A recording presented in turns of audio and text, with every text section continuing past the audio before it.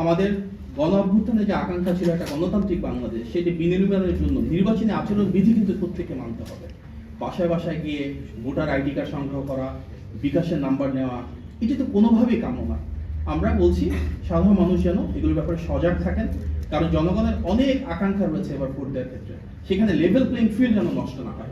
আমরা যদি দেখি নির্বাচনী আচরণ বিধি লঙ্ঘন করে কেউ সংঘবদ্ধভাবে বিভিন্ন জায়গায় গিয়ে ব্যালট বাক্স নিয়ে আমরা দেখলাম প্রবাসে, দেশের অনেক জায়গায় আইডি নিচ্ছেন, বিকাশ নাম্বার নিচ্ছেন, এগুলো অনাকাঙ্ক্ষিত।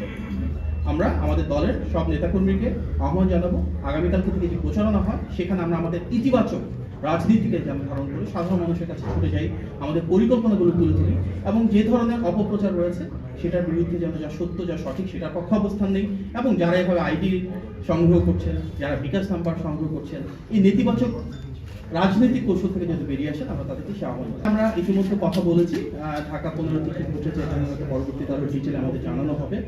যেটা হয়েছে সেটা অনাকাঙ্ক্ষিত। একই যে বিষয়টাতে সামনে আনলেন, এনআইডি কার্ড সংগ্রহ করা, ঢাকা 15 আমরা দেখেছি সেখানে যিনি জামাতের প্রার্থী রয়েছেন বিকাশ নাম্বার সংগ্রহ করছেন, এটি অনাকাঙ্ক্ষিত। আমরা চাই একটা রোল মডেল ইলেকশন বাংলাদেশে, যেখানে প্রত্যেকটা রাজনৈতিক দল এবং সব প্রার্থী নির্বাচনী আচরণ বিধি মেনে সে অনুযায়ী কাজ করবেন। যখন আমরা দেখি যে মানুষের গোপন তথ্য বা ব্যক্তিগত তথ্য নেওয়া হচ্ছে, এটি তো নির্বাচনী আচরণ বিধি সরাসরি লঙ্ঘন। আমরা দৃঢ়ভাবে বিশ্বাস করি যদি লেভেল প্লেইং ফিল্ড থাকে, জনগণের ভোটের অধিকার সত্যিকার অর্থেই মূল্যায়িত হয়, তাহলে অবশ্যই ইনশাআল্লাহ বিএনপি সরকার গঠন করবে। সুতরাং লেভেল প্লেইং ফিল্ড সবচেয়ে বেশি তো আমরাই চাই, কারণ আমরা চাই নির্বাচনটা বিতর্কমুক্ত হোক। আমরা চাই নির্বাচনে জনগণ দীর্ঘদিন পরে যে আবেগ, আকর্ষণ, অনুভূতি রয়েছে তার উপর ভিত্তি করে ভোট দিতে পারবে। সেই পরিবেশ যেন সৃষ্টি হয়, তার জন্য সবচেয়ে বেশি দায়িত্ব নির্বাচন কমিশন।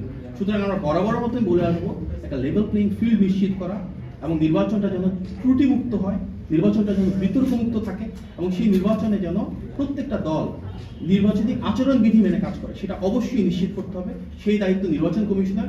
ইতিমধ্যে আমাদের বাংলাদেশ জাতীয়তাবাদী দল বিএনপির বেশ কয়েকটি প্রতিনিধি দল সেখানে গিয়েছে, একাধিকবার মিটিং হয়েছে। আমরা নির্বাচন কমিশনকে আহ্বান জানিয়েছি তারা যেন এই বিষয়ে শক্ত একটা অবস্থান নিতে পারে।